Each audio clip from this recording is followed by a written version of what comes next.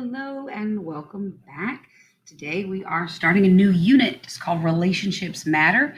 And since I've been talking about the elements like they're real people and calling the halogens Mr. Steal Your Girl and all of that sort of nonsense, I figured I'd continue with the theme and keep personifying the elements and talk about relationships, the relationships that the elements have with each other, the relationships that give us the compounds that we use every day. So the first thing is a quick review, just like always, and this is a quick review back to Unit 1. You've got a word bank, but you shouldn't really need it. The smallest possible part of an element that still retains the properties of that element is an atom. And the outermost electrons are the valence electrons. They are responsible for how elements bond. Of course, as always, you're going to pause and do all that sort of stuff so that you can get all this information. So what is salt? So the first thing that you think of is food, most likely, because that's where you think of salt the most. But to a chemist, the word salt refers to a specific group of compounds. So there's more than one type of salt. So table salt, the one that you know of, this right here, is NaCl, or sodium chloride. That's table salt. There are lots of other kinds of salt. There's different kinds of salts for all kinds of different things. I don't know whether you can see my little display. No, there we go. All right, so down there on the table, I've got 4 different kinds of salt that you might have in your kitchen. I've got regular iodized salt. I've got ice cream salt, which some of y'all might have left over from the lab, and I don't have much left because of the lab. Then I've got new salt, or no salt, and that's a salt replacement for people that have high blood pressure. And then Epsom salt, about a bunch of y'all have. Normally, I would have let you all taste this because most of the time, some of you haven't ever gotten a taste of this. But since you're not here, I can't do that. So if you know somebody that has high blood pressure, ask them if you can taste it. This, I would not want you to taste because, yes, it's good for sore muscles. And if you have a cut or something, you can soak in it and it'll pull the infected stuff out. But it is also a saline laxative. Yeah, so you don't want to eat Epsom salt. You don't want to put Epsom salt in your food. It's going to make you go to the bathroom. So just not all salt is the same. So a salt is any ionic compound. Ding, ding, ding. All right, ionic. That's a word that we're going to learn more about later in notes that are upcoming. But for right now, you need to know salt's ionic. Later on, we're going to talk about what is an ionic compound, what are the characteristics of ionic compounds. But for right now, just you need to know salt is an ionic compound. And I'll talk more about what that means later. And it's made from the neutralization of an acid and a base. So it takes the positive ion from the base and the negative ion from the acid, and they join together because you've got positive and negative. They snap together like magnets, and we end up with a salt. So let's look at this for a second. All right, so we've got, no, I'll talk about that later. Okay, when we mix an acid, such as hydrochloric acid,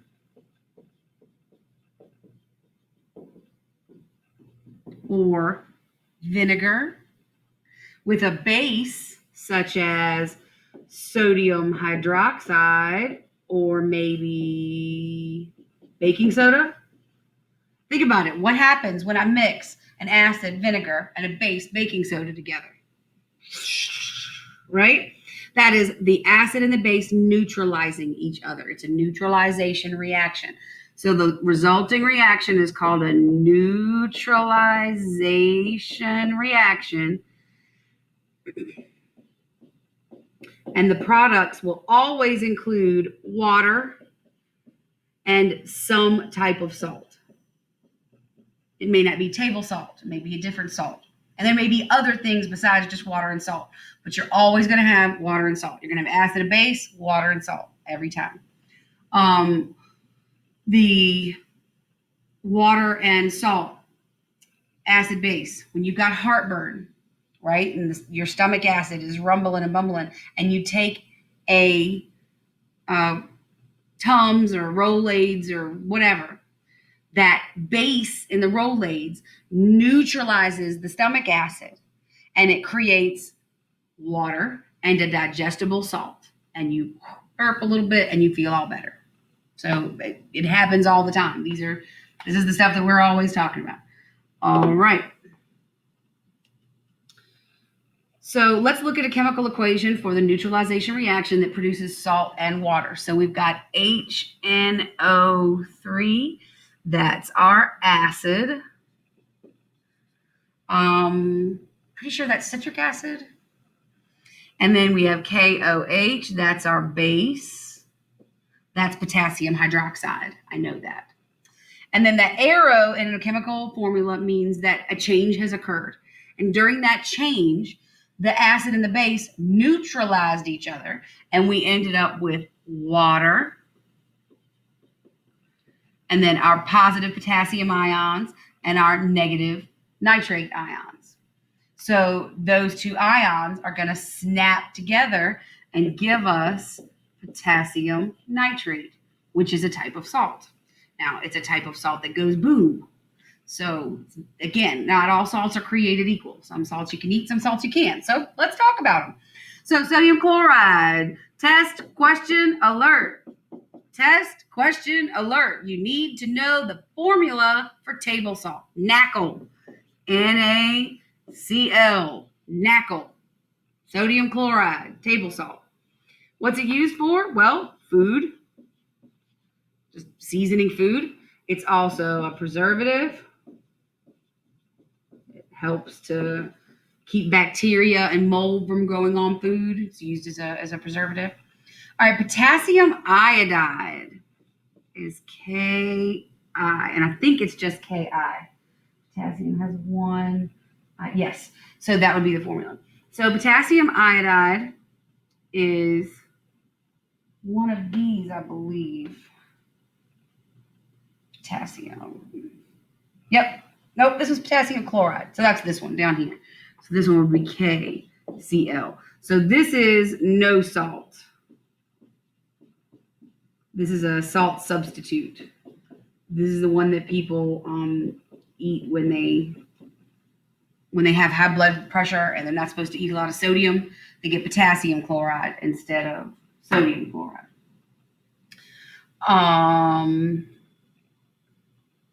Potassium iodide. Okay, potassium iodide is the additive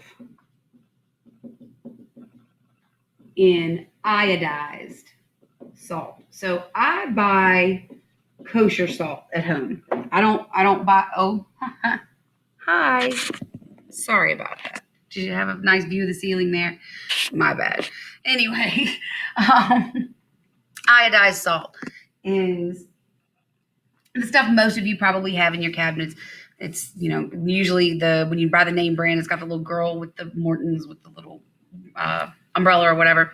So iodized salt, what people found was that people weren't getting enough iodine, and so they put iodine in the salt, and it stopped people from getting gout. People don't get gout as often as they used to because they put iodine in the salt. I eat so many fresh fruits and vegetables and things that I don't worry about the amount of iodine that I get, so I don't use iodized salt. I don't like the way it tastes. But to be able to get it in there, they can't just drop straight iodine in there. So what they do is potassium iodide, which is a type of salt that has iodine in it, and that way people are getting their iodide in their food. Okay, calcium chloride is Ca2Cl, CaCl2. I always have to look at the math, and we'll talk about the math on why that matters later. So calcium chloride is a de-icer. So this is what's in the stuff that they sprinkle on the roads and sidewalks and things. Not an edible salt, will make you very sick. Calcium carbonate is CaCO3, and calcium carbonate is limestone. Technically, it's what we find in seashells. It's the same stuff that animals kind of sea animals make on their own to create their seashells. So calcium carbonate is a salt. Isn't that crazy? It's a type of salt. And then lastly, ammonium nitrate, and that's got to put the ammonium formula and then the nitrate formula, and that's why you have nitrogen in there twice, because you've got the nitrogen formula and then the nitrate formula, or the ammonia formula and the nitrate formula. So ammonium nitrate is a fertilizer, and it's also an active ingredient in cold packs. So, you buy those instant cold packs and you crack them and they get cold instead of putting them in the freezer and it gets cold. It's like for, your emergency first aid kit and stuff like that. And you break it and it gets cold and you shake it up. That is caused by a chemical reaction, including this particular type of salt. And if that salt wasn't there, the reaction wouldn't happen. All righty, moving right along. So that's all we're going to talk about salt. The other thing we got to talk about today is organic versus inorganic. So carbon is the backbone or skeleton for many of the products that we use every day. So we know that carbon has 4 valence electrons. And what that means is it's got an empty spot here, here, here, and here where it can bond with something else. And so that means it can bond with itself. It can bond with other things. And so what happens is you end up with these chains of carbon, or sometimes rings of carbon where they bonded together in a ring. And it makes a very strong structure. That's why we put carbon in iron to make steel, because it makes it stronger. So anything, things like paper, cotton, meat, and vegetables are all made from carbon. So those are all organic things. They're all living things. They all have carbon in them. So compounds are lots of carbon in them. Compounds made from carbon are so numerous, they have their own special specific name. You can take a whole class, multiple classes in organic chemistry. So with just a few exceptions, if the compound contains carbon, it is an organic compound. Now, if I go to the grocery store and say I want something organic, do I mean the chemist definition? Exactly. No. At the grocery store, organic means that it's been raised without any sort of chemicals. They didn't use any herbicides. They didn't use any pesticides. They took care of any problems that they had with weeds or with animal pests in a natural way. It was organic. It's clean.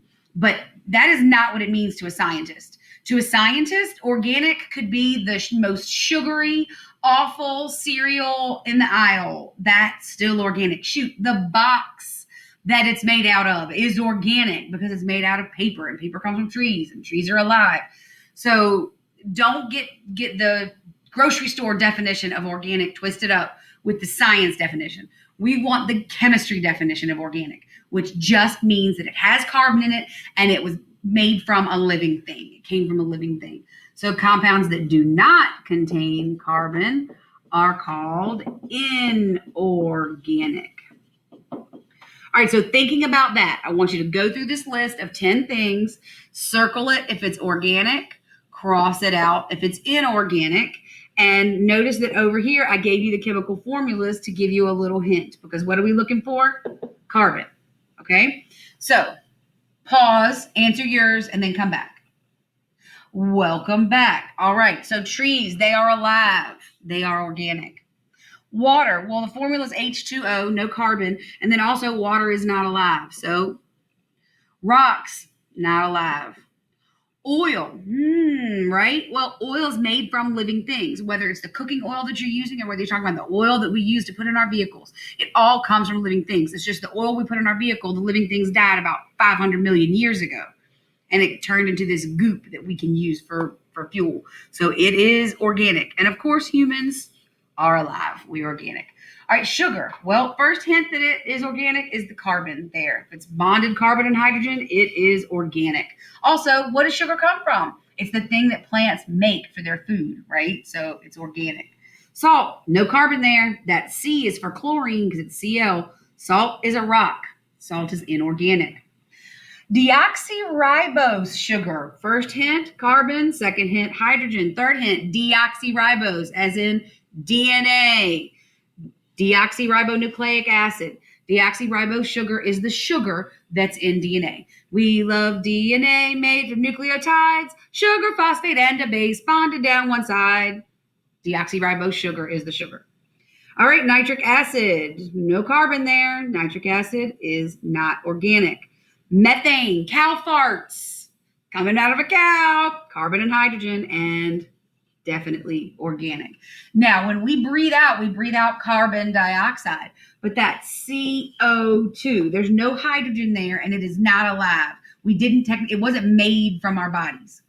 This is going to sound awful, but I mean, okay, let's talk about cow instead of us. We have a cow, we eat its meat, it's organic. We drink its milk, it's organic. We use the leather from its skin, it's organic. But the air it breathed out is not organic. Same thing with us. The air we breathe out is not organic. Things made from our parts would be organic. That would be gross, but that's why I used a cow. So, yeah, okay, why is it that gross anyway, moving on. So that is explained down here. Things like carbon dioxide, which is CO2, and carbon monoxide, which is CO, di meaning two, mono meaning one, are not organic even though they contain carbon. This is because the carbon needs to be bonded with hydrogen for the compound to be considered organic. So basically, is it organic? Ask yourself, is it alive or was it made from the body of a living thing? If the answer is no, then it is inorganic, even if it contains carbon. All right. So now I want you to draw 5 things on each side, 5 organics and 5 inorganics. And normally I would draw names and get people to tell me stuff and I would write it down. But over the years of teaching it, I know what y'all are going to say.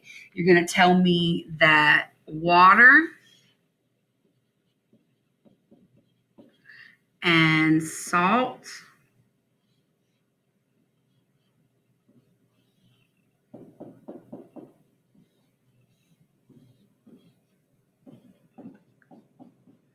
and rocks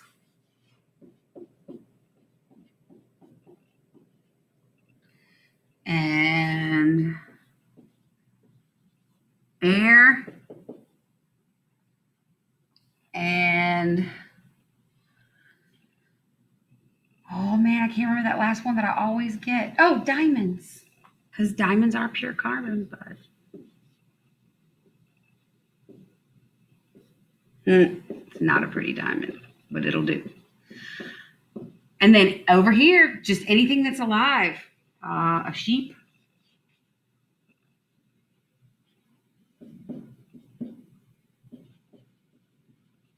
Trees.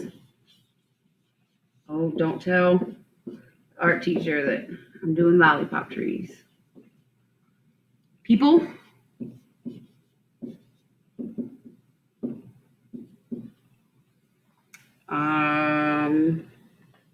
Let's do something that we eat. Milk and the ugliest bacon ever. Bacon. Yum. All right, that's it for Notes 2A. Have a lovely day. You make good decisions. Bye.